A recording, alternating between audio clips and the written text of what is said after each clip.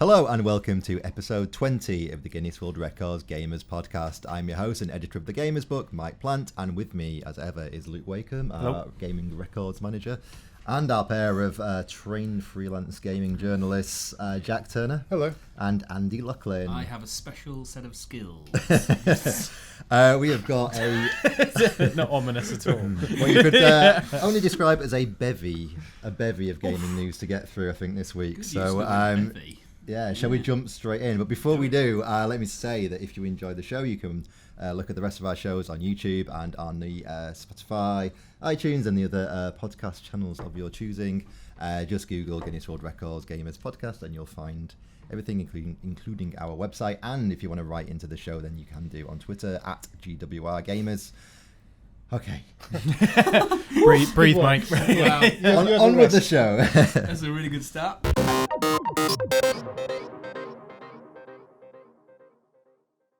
Where do you want to start with the news? So there's been lots of stuff going off this week. Shall we start with PS5 news? Shall we start with PS5 news? I mean, we should stress at the moment that this is not officially PS5 news, but it is an official report. So a Lucky Wired journalist got to go and meet at Sony's offices, go to see Sony's offices in California and see what will be the hardware. So they spoke to Mark Cerny. Cerny, yeah, who was a software architecture, I think, on the PS4 and PS3. Yeah, and a big Knack devotee. Yeah, creator of Knack. It's like, he's made some games as well. Skirt all over that.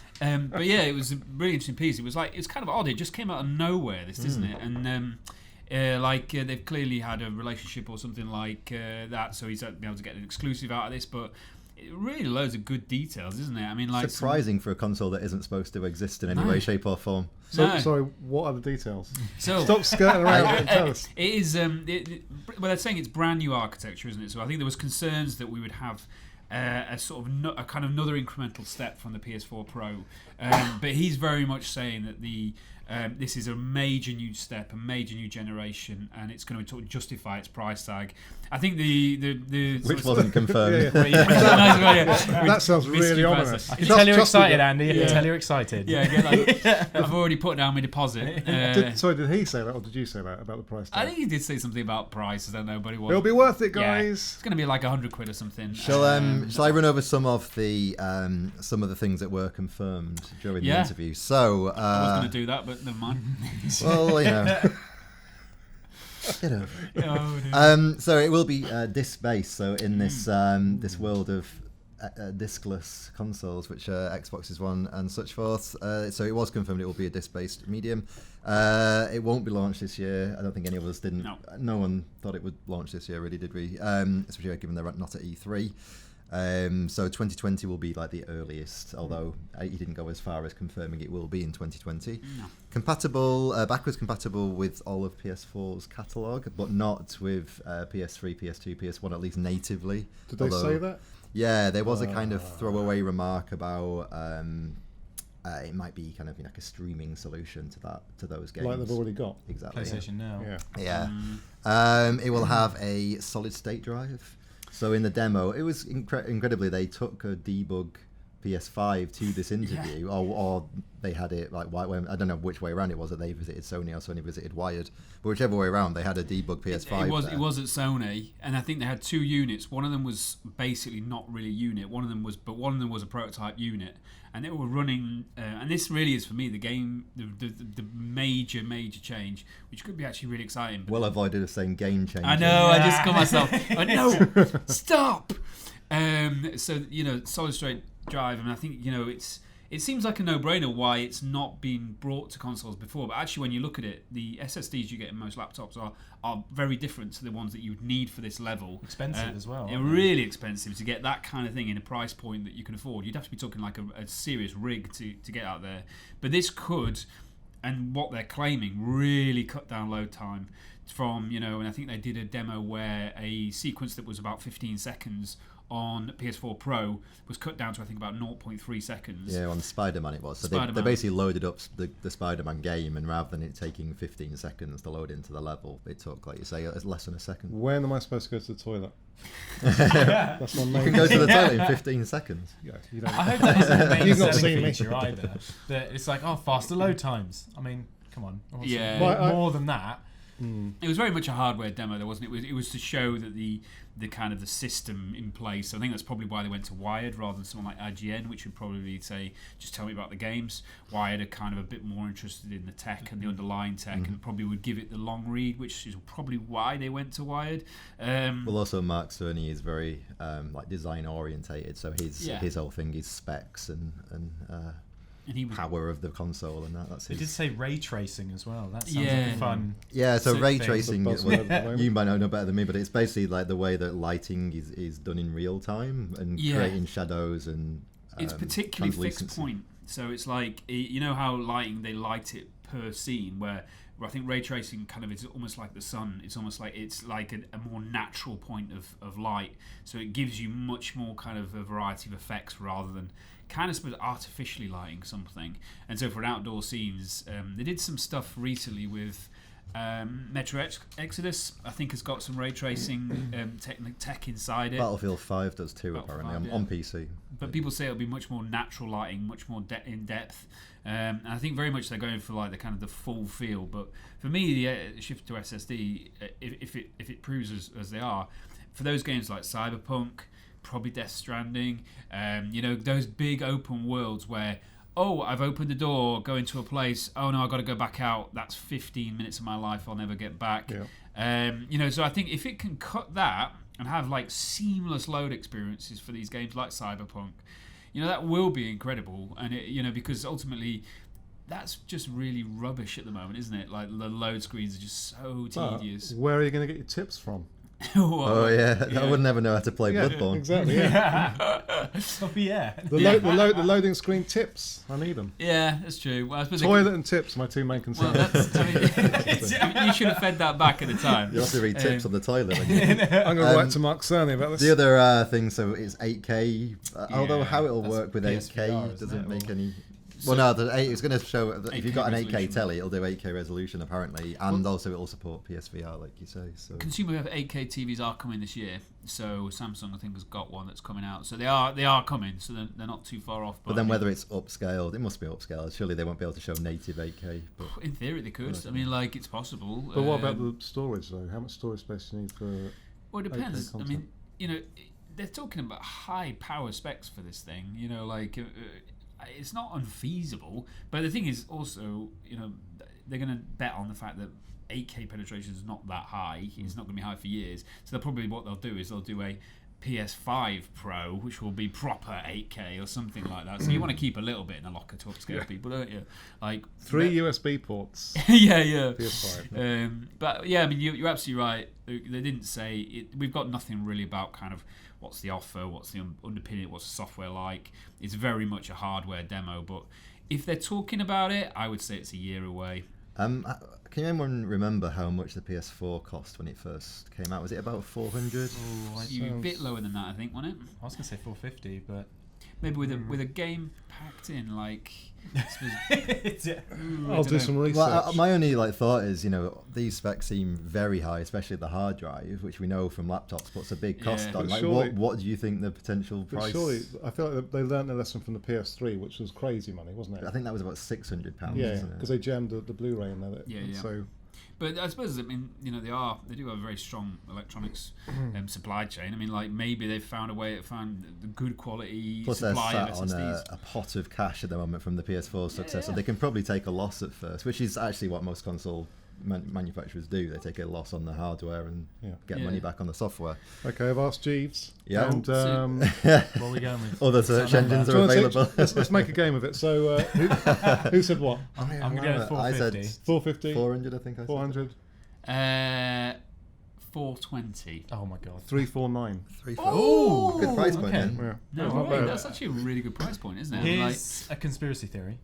Is this, good. Is this announcement in sort of reaction to Stadia and that announcement and the sort of backlash that's been getting for saying that this is a streaming service, whereas Sony are coming but like, right, with disc based, we've got a hard drive, extra fast hard drives in here. You're not going to be experiencing any worries about things being online. Yeah, that sounds plausible, doesn't it? It is possible. Conspiracy theory confirmed. Also, so if Stadia's coming out this year, which was kind of promised by Google, then Sony might be feeling like it's being left behind slightly and having something new and shiny to, not that there's any real hardware with that, but I suppose they might be wanting to make sure that people don't adopt that and subscribe to that before they have a chance to get on the PS5. Yeah, that's true. Because that's going to be 8K if you've got it and all the rest of it. They pretty much confirmed all of that, didn't they, about the graphics? It sounds like Stadia would be on the same level as this in terms of the, well, apart from the fact you need really fast broadband. But for every other way, the technology behind it is the equal to the PS5. One thing they also said in the interview was that it will be a phased introduction, so you'll have the same as you did when the PS4 came in. Of there'll be games that straddle the generations, so Last of Us 2 probably would be a classic example. Death Stranding probably another one, and then eventually it'll move on. But that does suggest to me that it'll probably be next year that the console will be introduced, maybe at E3. Do you think they'll come back to E3, having skipped it this year as they're going to be doing? Have they skipped it because they've literally got nothing to show this year? Is that what it is? Pretty much, yeah. When brands left CES, they left forever. I can remember Microsoft stopped doing, I think it used to be the opening keynote, and it just never came back in that context. So it's possible. The problem is it's getting very crowded now, isn't it? If in theory Google's going to be at E3, Apple's going to be at E3. There was a report saying Apple's spending like hundreds and hundreds of millions, 500 million, 500 million on content. It's like it is getting tight in that space right now. So it's like, if you were the Sony, you'd probably want to stand out in the same way that Apple stands out. But the article does posit the question: is this their last console? But they say that every generation. But sooner or later, it could be. Well, when the Earth cools and when the sun cools and we all have to. When the Earth cools. I think we're a bit of a way off that. I mean, I felt like that when Xbox were talking about streaming everything and no more second-hand games and all that stuff. It's always the problem of the broadband speed that people in normal cities, rather than just like Silicon Valley or whatever, are actually having in the real world, and it's not really been solved yet. We'll see if Google can manage it. While we're talking about PS5, there were a couple of probably, I guess it must be PS5 games kind of teased and leaked. So Ragnarok is apparently coming. Yes. So this was it's the first year anniversary of God of War. Obviously the 2018 version of God of War. And they've released this wallpaper for the PS4 where Kratos and Atreus I thought you were going to say actual wallpaper. Yeah. So it's wacky on the wall behind us. And it shows them on the boat from the game, looking moody and whatnot. And on the side of the boat is carved in like runes. Ragnarok is coming, so obviously people have posited that it's probably to do with a sequel. And also, I don't know if this was something that was supposed to happen or not, but the actress Janina Gavankar, who I guess must play Aloy in Horizon Zero Dawn, I should have checked that, but I didn't, was at the Star Wars Celebration Day, chatting with some fans, and just happened to say, wait until you see the sequel, you're going to die, when people were sort of saying, I love your performance in Horizon Zero Dawn. Well. You're going to die. This is a genuine quote from her, so I guess it does. I mean, it's literally no surprise that there's a God of War 2 and a Horizon Zero Dawn 2 in production, so it's not like she's going to get fired over this. I wouldn't have thought. And I could totally see them being not launch titles, but within that launch window. Totally. Because those games looked amazing anyway. Can you imagine them on the next generation of hardware? Well, not on my HD telly. I'll have to get a 4K one. Yeah, you should step up and get 4K. Get an 8K telly. Get an 8K telly. Get ahead of the game. Right. So, any more on the PS5? Or are we done here? I was just going to say, really pleased to hear they're going to support VR, the current VR headset going forward. I'm sure there'll be another iteration of it, probably halfway through the PS5's life. But they've sold loads of VR headsets. There's a massive library there. And it's great that people can take it onto the PS5 as well, because they've got a massive user base already. They've got to change those Move controllers, They're- don't they? I mean, they're they're from way PS3. behind now, aren't they? They are ancient. They're fine up to a point, but when you're doing something really fast paced, like Beat Saber is a good example, you do lose tracking on them sometimes.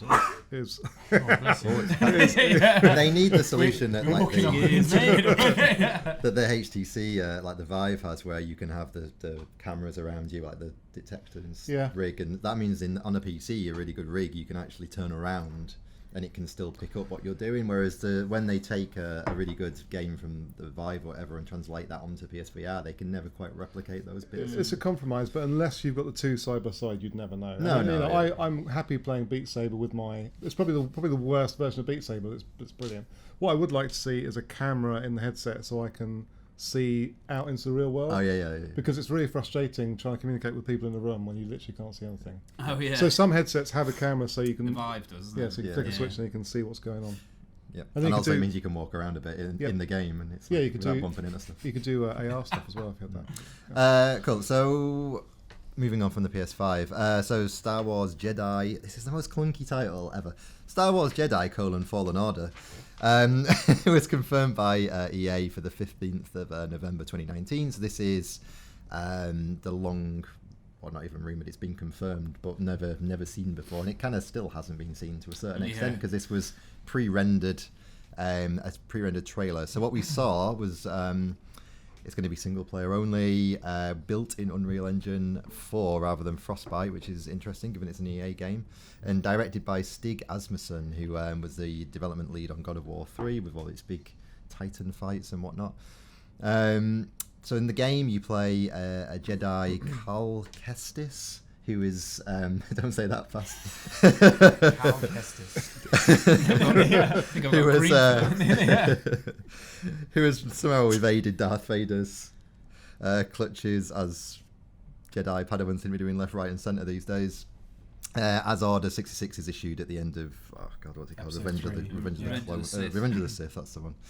And then he's hiding from the Emperor and Darth Vader, so he does what everyone does and goes to work at a construction yard. It seems to be the thing that people do. On Bracca, which is a never before seen planet in the Baracca. Bracca. Fizzy, when you're feeling a bit down. To rhyme with Chewbacca. So it's he's there, and then it's terrible because like a guy is about to fall into a sarlacc. Why? They're just feeding it with all sorts of junk. Have you seen this poor sarlacc? I want to know what was there first, the sarlacc pit, and they thought, well, we'll just build a factory over the top of this. Or did the sarlacc come along and go, well, there might be some scraps? I mean, what? So they literally eat everything. Stray sarlaccs. Because they seem to, they're like chucking metal into this thing. It can't be good for it. It breaks it down over 1,000 years. Apparently, it's like a recycling type thing, isn't it? You know, like sarlacc. Have you got to separate your cardboard? Yeah, like a garbage. What no one has ever known is it actually poops Star Destroyers. You got to throw your metal into the blue sarlacc. Yeah. Compostables into the green sarlacc. It all ends up in landfill.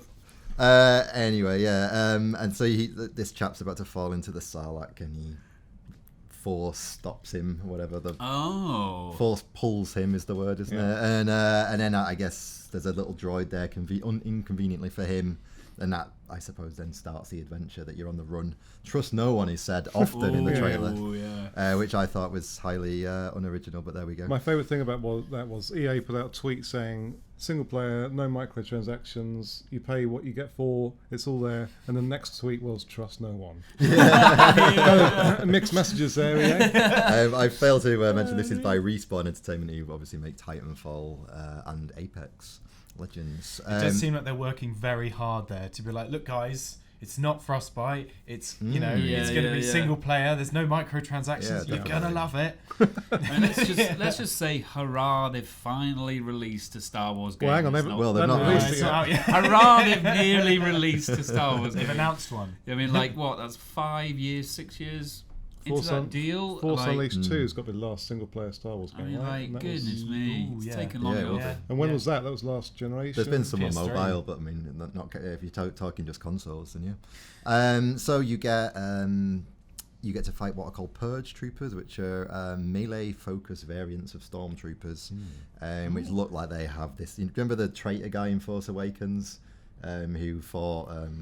who did he fight? I can't remember. But you know, basically the Stormtrooper who goes traitor and starts attacking. Yeah, starts fighting Finn. That's the one.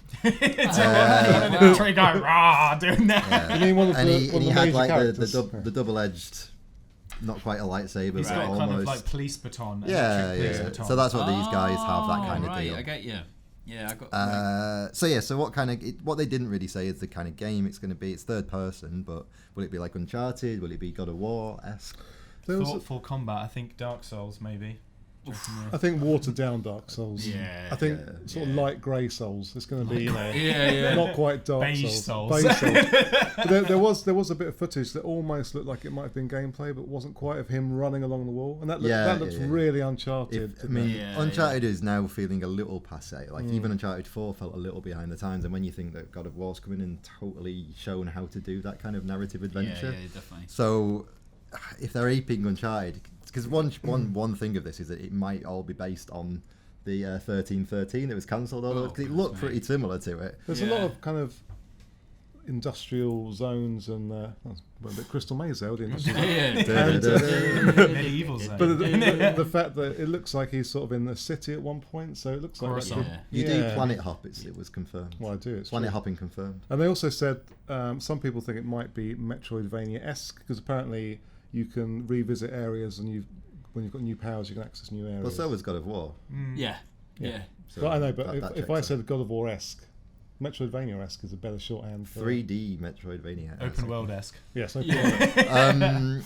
So it has a new bad guy who's like a shiny, robotic-looking, but I think he's a person in there, called an Inquisitor called Second Sister, which I think is something that's pulled kind of from the cartoon series. Or the Clone Wars. Yeah, and apparently Vader, because he's too bone idle to be able to go and hunt down these last few Jedi, has tasked the Inquisitors with getting the remaining Jedi. He just sits there, polishing his helmet. When you play as Darth Vader at the beginning of the first Force Unleashed game, that's amazing. When you're in Kashyyyk and you're just like blowing up trees and stuff. Yeah. Bring him back, I love it. You imagine like you might be like rediscovering your powers, so you kind of like been away for so long, you've got to like go and do like a load of like. You're a Padawan. No, in this you're a very young. You're really young. Probably learn more skills from other Jedis that got away. You are like 66 wasn't very good. The guy looks about 18 or something. Maybe some kind of upgrade system that you earn points and then unlock tree. Yep. I think maybe that's possible. I think you'll probably have some kind of unlocking skill mechanism. Yeah, I reckon so. But look, I mean, like, if you can't make a good game out of all the bits and pieces in Star Wars, then and also Respawn, who got like a good history and that kind of thing with the resources of EA, then there's no hope for you, is there really? Do we think that Darth Vader will actually be in it? Oh yes. Yeah, definitely. Yeah. And do we think, as a final question, at E3 this year, will they? Because this is a year when they should, strictly speaking, be releasing Battlefront 3. Yeah. Because they, as it's been so far, they've done every other year between Battlefield and Battlefront. Do we think they'll do Star Wars Battlefront 3, or has all that been burnt now? I feel like they're two very different propositions, aren't they? And I think they've got a chance to go back and correct everything they got wrong on Battlefront 2. And also, the new film's coming out at Christmas, so they could tie in with that. There's a lot of money to be made off Battlefront. And I think this is... I'd be surprised if they went, guys, come on. The internet didn't like it, so let's not make one this year. I imagine they'll just look at the figures and go, actually, there's a lot of money to be made. They'll probably give this a gameplay trailer, maybe. I think that was what they kind of confirmed, and there's also the Mandalorian TV show, TV show. That's good. John Favreau.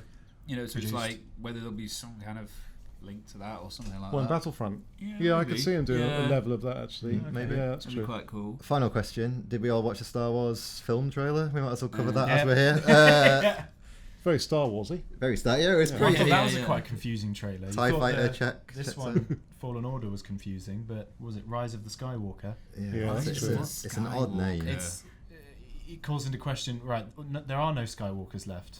Well, no, Leia is...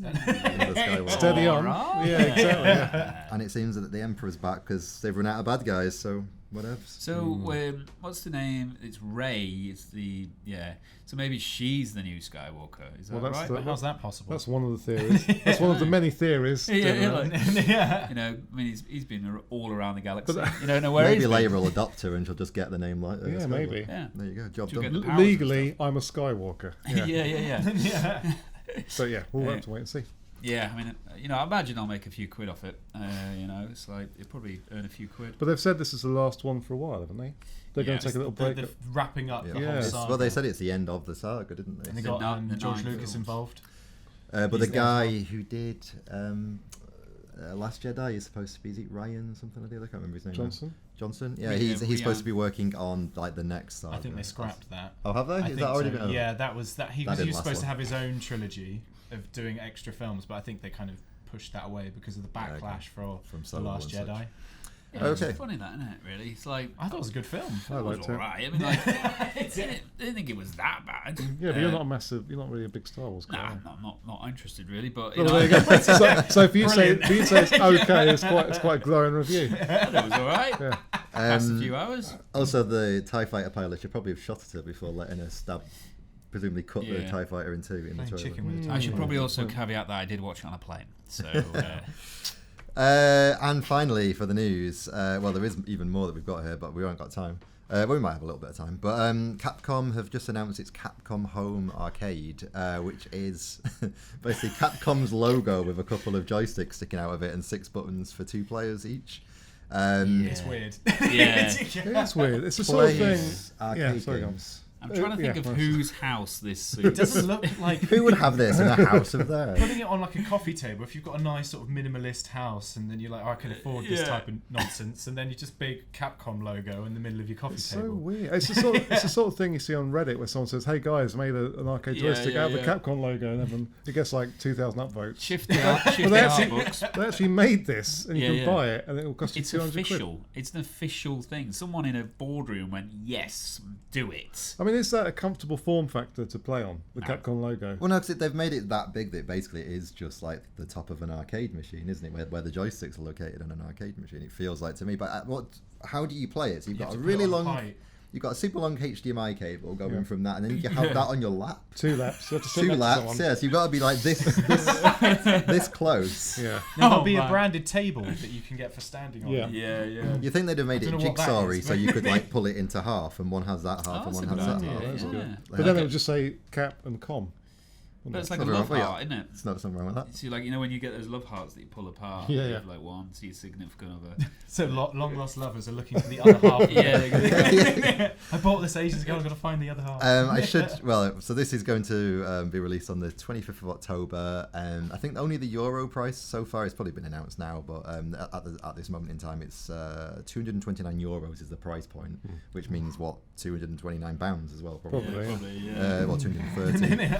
And maybe like $250, I guess. And then they've confirmed the 16 games you'll get. So 1944, The Loop Master, Aliens vs Predator. Jump in at any time if you know anything about these games. But this Alien vs Predator I watched today. Big one, isn't it? So this is the first time this game's been kind of released on a home system, I believe. It's basically 2 humans, 2 predators fighting a whole bunch of aliens on Earth. It looks really cool. I watched a little bit of the footage before. I kind of loosely seen it before. Nuts. The predators are nuts. They have massive spears that they're attacking the aliens with their acidic blood, and it's splattering all over them. They'd be dead in seconds in real life. In real life. In real life. Armored Warriors, which must be some kind of shoot 'em up. Capcom Sports Club, Captain Commando, Cyberbots, Darkstalkers, which obviously the old-fashioned, not old-fashioned, but the old 2D fighting game. Eco Fighters, which is a side-scrolling shooter. Final Fight, the old classic with Hagar and there was Guy and Cody. Ghouls and Ghosts, which is going to be super hard to beat all over again. And I'll not play it all over again like I don't with the Super Nintendo Mini. Gigawing, which must be a side-scrolling shooter, I guess. Mega Man: The Power Battle, Pro Gear, Street Fighter 2 Hyper Fighting, Strider, and Super Puzzle Fighter 2 Turbo. It's good that Street Fighter 2 is finally getting a release, isn't it? Yeah. Well, that would have been weird if they'd released this without any Street Fighter. Yeah. I'd like the Street Fighter 2 that my arcade had, which was a hacked one those rainbow ones, which just had every character, every colour. Yeah. And you could do hurricane kicks everywhere, and you just take off literally. Like it was crazy. Well, maybe it is that version, because looking at this, there's some games that you can get very easily elsewhere. I mean, are these all the official arcade versions? Yeah, they are. The difference between the two. I assume that they must be, mustn't they? I think that is the main thing, is that these are potentially the first time the proper arcade code has been coming out, but it's not really, is it? I mean, Ghouls and Ghosts, whether you play it on Super Nintendo or arcade or whatever, it's generally speaking pretty similar to But yeah, I mean, it's a really interesting collection. It's a a relic. I like it for that. I kind of like the kitsch idea of having the big old Capcom logo. But yeah, it's a talking point. I just wonder how you physically play it, because at an arcade you stand up and that's how the buttons are kind of comfortable. But on this, so if you're sitting down with this on your knee and trying to play it like that, I don't see how it works. I think if there is a controller as well. They said, like a separate controller. Oh really? I think if you've got 230 quid, you'll probably invest in a high table or something. A high table. Will not be branded. They'll sell them. Oh, that's true. Probably stools, branded stools. What you'll find is on eBay they'll suddenly start releasing arcade machines that are like prefabs that are perfectly built for this system. You could probably go to a bar in East London, one of them trendy ones, and just play all these games. That is true. That is true.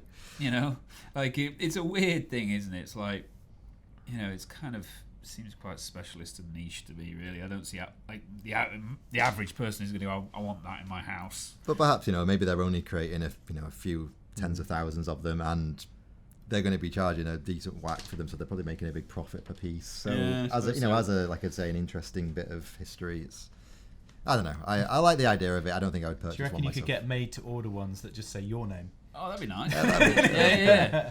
John. I was going to say, I think for me it'd be really awkward playing 2-player, because we'd literally be like this. The Jackbox. I'm not paying 200 quid for that. No. Final little tidbit of news is that the Microsoft's new discless Xbox, again the kind of yin to the PS5's yang, it seems, has kind of been, the name of it and some details have leaked from a German website called WinFuture. So they're saying the console will arrive on the 7th of May. WinFuture? WinFuture. Oh, The future of Win. And it's going to be called the Xbox One S All Digital Console, which obviously people have said is called SAD. Yeah. Because of the Sad S box. All Digital, the SAD box. They should have some sort of algorithm they feed any product names through. It Yeah. comes up with every possible acronym or all around rhyming the world, slang. all around the world as well. Because like you sort of pick a name and think, well, that's a cool name, and it means like something The really XO sad. Yeah. This one pretty obvious though. You would have thought like even a few of the workies probably would have spotted this one. It's also really clunky. Why not just call it the digital? Why the all digital? The digital, yeah. Just Xbox One S digital. Digio. Digibox. So apparently it's going to cost £200, $260, or €230, depending on your country of choice. You get 3 games bundled in: Minecraft, Forza 3, and Sea of Thieves. You get a control pad and a terabyte hard drive, which my quick look on Amazon unveiled that at the moment you can buy an Xbox One S with a disc drive, 1 terabyte hard drive for £193 with no games. So it's not bad. So for £7 you're getting 3 free games. However, the whole point of this thing is you get the Game Pass then, I guess. Yeah. Right. And you get those games anyway. So But not to keep though. Not to keep. But then, yeah, I suppose you're right. Would you want them to keep? Like, Well, Sea of Thieves. But no, they're all really good games. I mean, they're all ones that you can put infinite amounts of hours into too. but surely if you're buying that console, you're buying into the kind of streaming thing, aren't you? So it seems like a weird thing to go, here's some games to own, which you kind of own, but obviously don't own, and you can't sell them. I don't know, it just seems but you can weird still, to me. I mean, they've bundled digital copies of stuff for ages, haven't they, with consoles? You can still buy stuff off the store. But what's the point in owning it? So if you sell the console, it's got the stuff on it. Yeah, but you could say that about anything. Yeah, but that's all attached. That's attached to your account, though, isn't it? You can't take the Sea of Thieves copy and go down CX and go, Okay. 30 Well, quid I back. think we're getting a window into your life. Yeah, I want some money off it. Have you ever bought constantly in a game digitally? Yeah. Right, so it's the same thing. Yeah, what I'm saying is, like, what's the point? You're buying into the digital thing, aren't you? So it's like I don't need an optical drive. So you're probably that person who just wants the streaming thing. So why Not necessarily. I don't want taking up space on the hard drive. I could see someone buying this and just buying stuff digitally. I don't. Yeah, know. but this isn't a streaming system. It's you download all of the games to your hard drive with it. It's not like yeah. But you do that via Game Pass. I mean, that's presumably the biggest vehicle for this, and the biggest advantage for this is like. I would say it's weird they're giving you games that yes you'd get on Game Pass. That is a bit weird. But, yeah. But the other thing you have with owning it. That's what I'm saying. Well, the other thing that is that according to the same source, there's going to be some sort of disc to digital program that lets you take your physical game into a shop or whatever and get the digital code for that game. Oh, right. So in the end, you could. But then, and I would hope they then give you some money too. Yeah, you would. Because otherwise, what's the point of trading in all your? I don't know. Yeah. Anyway, it's a weird. Yeah.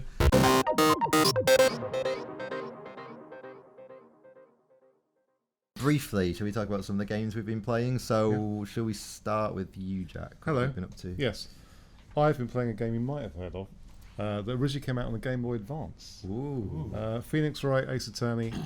So it's quite an old game. Objection. Brilliant. So Oh, wow. so basically, Sustain? I don't know. Overruled. They don't really say that, do they? They just say No. objection. but yeah, Yeah. there's no follow-up. Yeah. Oh. So as the name implies, it is a detective/courtroom investigative drama thing. It's weird. There's nothing like it really. So it's part point and click, part visual novel, I'd say. There's a lot of reading. If you don't like reading, this is not a game Wow. for you. It's like the law. Yeah. Yeah. And there's There's also also very odd plot twists and yeah, weird things it's that quite surreal. It's quite quirky. So basically, yeah, you are Phoenix Wright. Some crimes happen. You investigate the crimes. So the first part of the game is investigating the crime of the cases. Is investigating the crimes. You go to crime scenes. You have to gather evidence, talk to people. Graphically, it's quite basic. So it's a lot of static backgrounds and talking heads with just a few frames of animation. So you go through all that. You get all the evidence, then you go into the courtroom, and then you've basically got to prove someone's innocence or guilt through producing evidence at the right time. Your man says objection, as you pointed out, which is I think that might be the only piece of VO in the game. It's quite bare bones because these were obviously Game Boy Advance games to start with, then DS games. There's 3 games in the trilogy. Weird, that isn't it? So, so yeah, the most recent release on the Switch, PS4, and Xbox and PC, I think it's on everything, is the trilogy. There's been a lot more games in the series, but it's the first 3 games. They're a lot of fun. It's really interesting exploring the environments and trying to solve the cases, and you actually feel like you've achieved something because it's not always obvious which way it's going. How does it scale up to the PS4? Because I've only ever played it on So the they've redone the DS. art. So they've Right. HDified the art. So on the DS, the original trilogy are quite pixely. So it's now, completely redone, smooth lines, all the rest of it. It looks good, but the animation is the same. So it's just a few frames of animation. So it's not that fluid really. And how does it feel to play like a point and click type thing on a? Because it used to just be you tap the screen, right, on the DS. So how does that work on So a that's PS4? fine. You can move the little cursor around, and that's okay. The weirdest thing is reading so much on a big telly. Because originally it's like watching a foreign film. But originally these were on the DS, and you played them on the train or whatever. But sitting on the sofa reading reams of text is slightly strange. I think it probably works better as a portable game, in which case get the Switch version. But they're still really good games. It still holds up, and it's something a bit different. I can't think of many games that are like. Hanging around I there. knew you were going to point that out, but I've not played that. So So what kind of cases are you dealing with? Like boundary disputes, running applications? So there's a lot- Absolutely, you've nailed it. Lord. there's a lot of murder going on. Right. So one of the early cases is visiting a film set where a samurai character has been killed and trying to work out how they were killed on the film set and that kind of thing. There's a lot of red herrings and it's really interesting solving the cases, and you do get a little thrill when the little sting goes that you've solved it, and exactly. It's really I am an satisfying. Ace Attorney. And so it's a meaty game as well. So there's 3 games. I think probably per game it's probably about 10 plus hours, maybe more, maybe 15 hours. That's quite good. Yeah, they're quite lengthy. So it's a big old game, but really great fun. Cool. We've been flirting with Cuphead and Mugman on the Switch. So obviously, game came out on Xbox One a year or 2 ago now. And yeah, it holds up really well on Switch actually.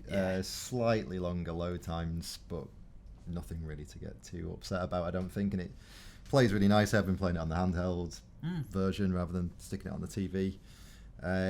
Still really hard, and I'm still rubbish at it. Yeah, it is mercilessly hard, isn't it? I mean, the art style is just amazing. I mean, the sound gorgeous, design, the music, the feel of it is just cool. It just looks amazing, doesn't it? It's like, they've really gone, but it is mercilessly hard. It's like you really have to learn not only the mechanics, but also just like just have to persist with it, don't you, to get like through it, and it's not for the faint-hearted. It's just learning patterns ultimately, because all the bosses have like a set pattern, and then there's even 2D kind of Contra style. It's almost like Contra combined with a bullet hell. But yeah, you have side-scrolling little like sections as well, and even they in the end, it's all about timing and. Like and learning the patterns of where the bad guys pop in and out and stuff like that. But it's all in the end muscle memory, and it's weird how you can go back and fight a boss that took you like 15 hours to complete. Oh no, not that long. That's an exaggeration, but a long time to complete the first time. And then forevermore, you can pretty much remember how to kill it because you've got the muscle memory for it. I jotted down a record, so we put some records in the book for Cuphead last year.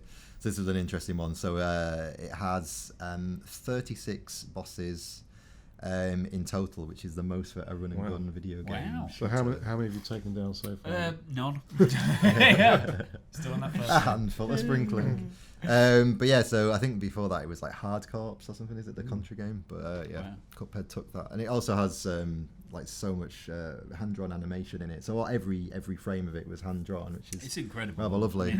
It just looks beautiful, doesn't it? You know, it's like they've nailed that style so well. You know, like really, really well, and it's very smooth actually on the Switch. Like it's a great everything's perfectly smooth and really flawless. It's like I say, it's just very slightly longer loading times, which in a game where you're dying all the time isn't great. But we're not talking Bloodborne levels of loading. It's just a few seconds. Are there checkpoints on the levels, or do you have to go back to start when you die? You have to go back to. To be honest, I've not actually got as far as doing one of the side-scrolling ones. So I've been picking off the bosses. I can't remember. The bosses are always start from the start. I think it's always start from the start. Yeah. You always kick back to the beginning. But the levels are only short. Right. Even the side-scrolling ones are only short. But yeah, this comes out. When does that come out? Is that it's out? Yeah. It was out. It's out oh, okay. Yeah. I've never played it. Always kind of wanted to, so I'm gonna. Yeah. Well, it's really good because if people who didn't have the Xbox, maybe they picked up a Switch, so you finally get the chance to play That's it. the only reason I was thinking about getting an Xbox. I really want to play that Cuphead game. Yeah. And it's now like, oh well. There we go. And then Luke, what have you been up to? So I kind of decided to dust off my. Oh, I've lost my notes. Monster Hunter World. I decided that I bought it a while ago in a sale, and I just haven't looked at it because it just seems like such a titanic beast to try and tackle. Pun intended. But I think this is a very unique experience playing this game because it sort of feels like a kind of like a Soulsborne game in the sort of methodical combat where you've got to really read your enemy, but also in the fact that you've got to sort of prepare yourself for the hunt, and like you track the creature, you're sort of looking around this really impressive like living world, because there's all kinds of other creatures. Like if you slay a sort of lesser creature, you'll then see all the birds coming in, and it might be able to draw in another type of creature, and then you can make these other creatures fight against each other and use various different sort of lures and traps and stuff like that. So there's a lot going on. I feel like I haven't really played any of the other ones. I remember playing the demo for Generations on the Switch and just found I couldn't get into it. I was like, what on earth is going on? But this one, Monster Hunter World, does explain a fair few things to you. So it is, I guess, it's held my hand a little bit. Yeah, it feels like the first one that was made for people who hadn't been there from the start. I played a lot of Monster Hunter Tri on the Wii U, and that was one that just like put you in at the deep end and took ages to get to the point where you could like understand the systems on there, because there were very deep systems in the game. Yeah, I don't think I would have been able to handle it if this just went, there you go, off you go, because there's just a lot to think about. And I even had to ask around the office a little bit to the other gamers, like, right, what weapon should I pick to start with? And they went, sword and shield, it's for the noobs. So I went, all right, go with it, because some of the weapons are insane. One of them is like a giant pair of bagpipes. Like, a pair of bagpipes. Not just one bagpipe. It's called a hunting horn, isn't it? Yeah. And there's loads of different kinds. Do you just irritate them to death? Yeah. I was going to say that would work. Out-of-tune gun harmony. axes and stuff and massive, just giant things, and you're like, well, how is this supposed to work? But yeah, I think it's something that I will go back to, because it feels like there's a lot to chew on with this game, and as I say, it looks amazing, and yeah, why not?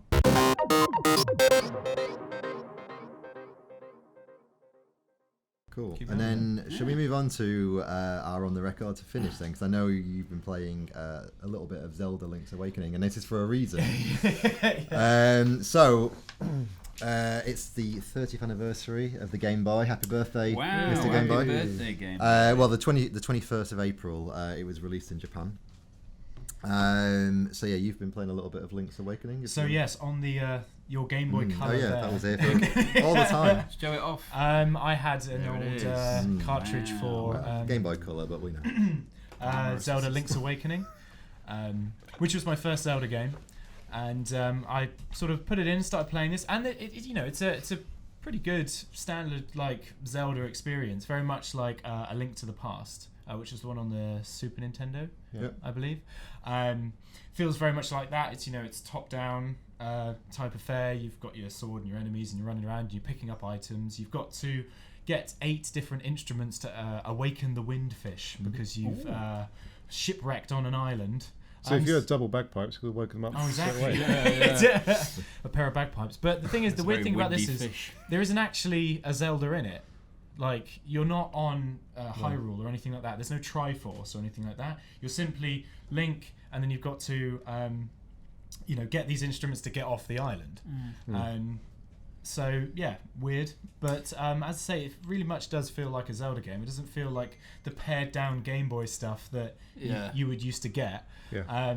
This one was on the SNES Mini, wasn't it? Was it on the SNES Mini? No, No. This is the one that's being remastered for the Switch. Yeah. Oh, there right, was okay. I think they did release it on the Game Boy Advance as Link's Awakening DX.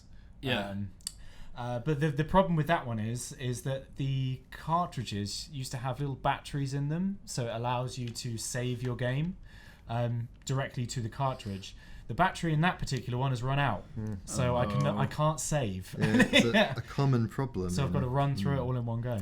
Outside of Zelda, so in the 2019 book, we've got we actually have a Game Boy timeline all about this anniversary, which I wrote many moons ago. Well, actually, I didn't write it. One of our freelancers did, not these guys.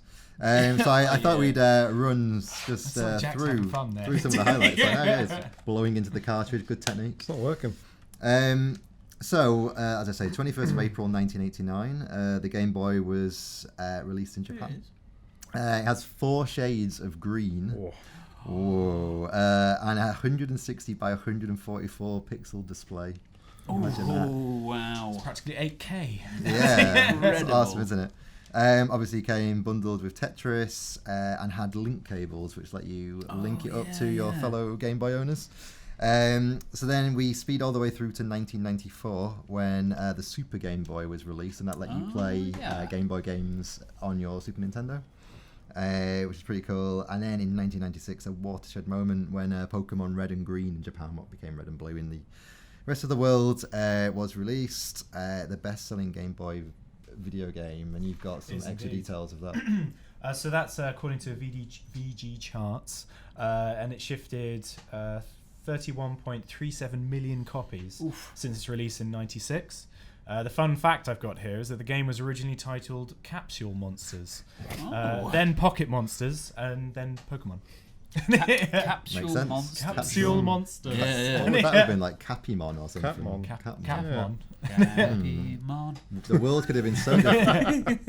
Capsule them all. Then in 1996, the Game Boy Pocket was released. Did anyone have one of these the tiny ones? Tiny. Show us a picture. They're quite cute, actually. They're really well built. Oh, yeah. My brother had one of them. So they basically look I do remember much that more one. like a more like sharp-edged version of the Game Boy.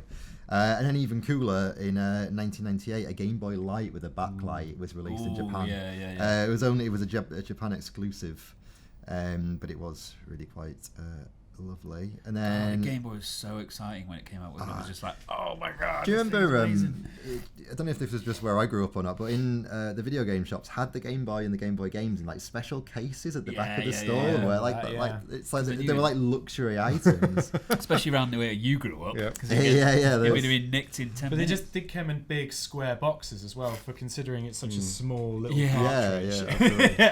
But they were all like So locked exciting. away, and they looked so. Did like, they wear white gloves when they got them down? Pretty Yeah, much, yeah, it was yes. kind of like a museum. Then, so in '98, the Game Boy camera came out, and you could print these photos in game changer. 120. Here you go, Andy. 128 by 112 pixels. Oof, that is not high resolution. But the thing about it was, it had loads of filters. It was like Instagram 20 years early, wasn't it? Really? Yeah.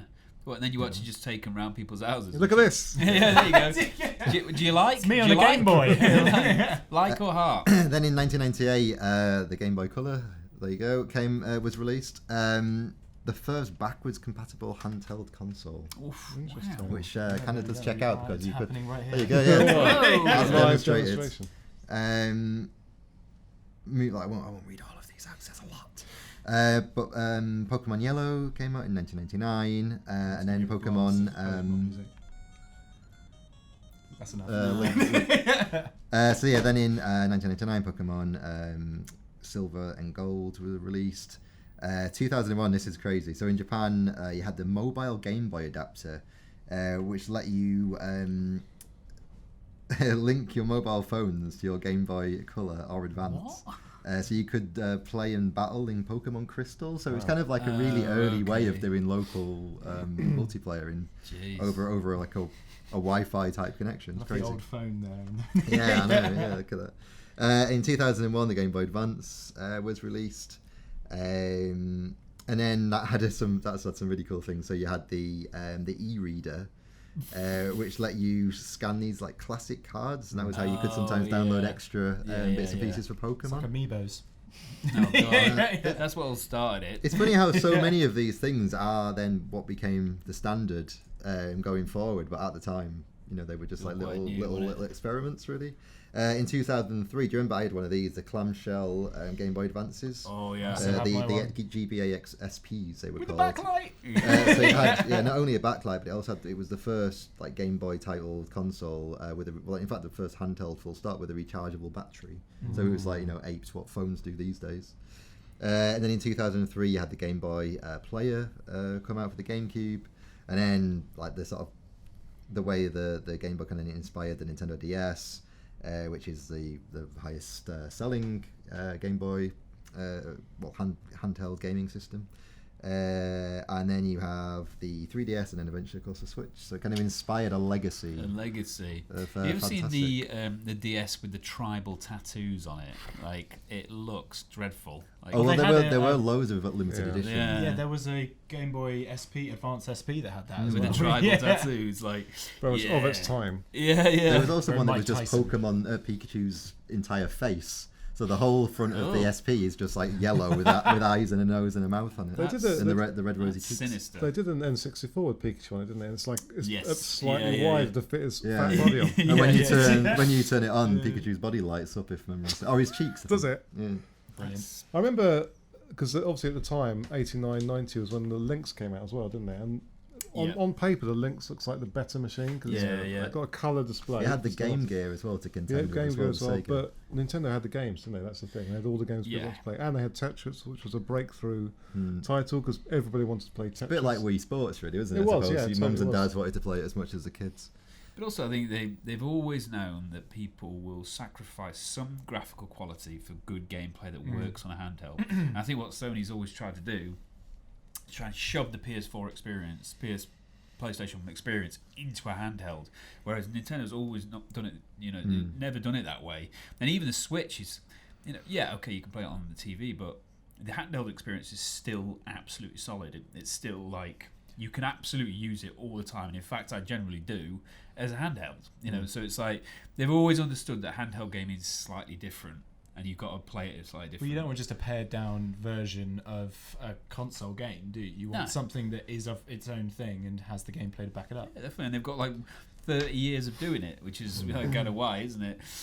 But that Game Boy was it was one of those consoles that was a cultural phenomenon, wasn't it? It's like the Wii was a cultural phenomenon, that was a cultural phenomenon, and everybody knew about the Game Boy. It was also pretty well priced, I seem to recall. It wasn't too expensive. It was affordable for like a Christmas or birthday especially present. in those days where video games were very expensive in comparison to what I remember buying Street Fighter. This is not a Game Boy story, but on Super Nintendo, Street Fighter 2, the golden boxed version of Street Fighter 2, the World Warriors. Oh, here we go. And it was something like 100. Micah's golden box. Something like 100 quid. Where were you going for your game? That's how much Yeah, man, something. That was just in like the video game shops of the time. But that particular cartridge was so expensive. But I remember with the Game Boy, it was affordable. I remember I went on a school trip to France, and on the ferry on the way over, they were selling Game Boys. And I thought, if I save up all my spending money and don't spend anything in France, buy Game Boy. So I didn't buy a single novelty eraser. I didn't buy a single like £2 can of Coke, and I saved all my money. I didn't spend anything. Didn't buy a novelty tea towel for my parents when I got back. I bought a Game Boy on the ferry. No way. Couldn't afford any games, but I enjoyed looking at it. Turning it on and seeing the garble. Couldn't buy batteries. No money left for batteries. Remember that 4 AA batteries, the thing? But it lasted a long time compared to the Game Gear. And the links, true, you got like half a second. I had this like electrical plug that you could plug into it, like a third-party hack job, I guess. And it would like just make the whole thing buzz the whole time I was playing it. Lights are dimming. Just the way you pulled the little switch lock and it went ding. The whole experience of it was just like putting the cartridge in. Do you want it again? We can do it. Oh, let's do it again. The action, the inserting action is great. Oh, it's a great action. I do like an inserting action. Lovely action. Why are you turning the sound down? That's so Classic. good. And yeah, Tetris, brilliant. Do you remember the Super Mario Land game, which is so unlike any other Mario game that's ever come before or since? It's so strange. Yeah, definitely. With the little hopping vampire type creatures and space battle. And the Link's Awakening. Have you got to the 2D bits yet? Oh no, I didn't get quite that far. So like even that, and that has Goombas in it. Yeah, crazy. And then Pokemon, which just went on and on and on and on as it still does today. So much good stuff. Gargoyle's question for that, so good. Anyway, let's just keep naming games. Luke, you've got a few records Drag to you finish. back from memory lane there. So got some interesting ones here. So the first one is the largest exact scaled up replica of a Game Boy, based on its physical size. Imagine the ding that makes when you turn it. It's like the Hans Zimmer one. And that is 1.01 meters tall, and 0.62 meters wide and 0.2 meters deep. And was created by Ilan Unal from Belgium on the 13th of November 2016. Wow. I like the way we've got all of the measurements, but really, it only really matters how tall it is. How big are the cartridges? Here we go. The game, this big Game Boy, this Game Boy XL, is powered by Raspberry Pi. And can play directly from Game Boy cartridges. Yeah, so what they do, they kind of graft the original Game Boy to it, and then connect wires that somehow put it on. That's quite interesting. They found this TV from the from the 1930s or something. It's really old. Frozen TV. in ice. And they actually got it running with a freeview box with a load of different white ways with like wires and stuff like that. But it would actually sort of take the picture. And there was still nothing on TV. Yeah, it was still a load of rubbish because it's obviously still got an aerial. I mean, it's still through an aerial. It was pretty incredible. So the next one I got for you happened just 1 month later. Is the smallest replica of a Game Boy based on the length of its longest axis. And so this is 54 millimeters. That's 2.12 inches long, and was created by Jeroen Domberg. Jeroen Domberg. On the 15th of December. Wow.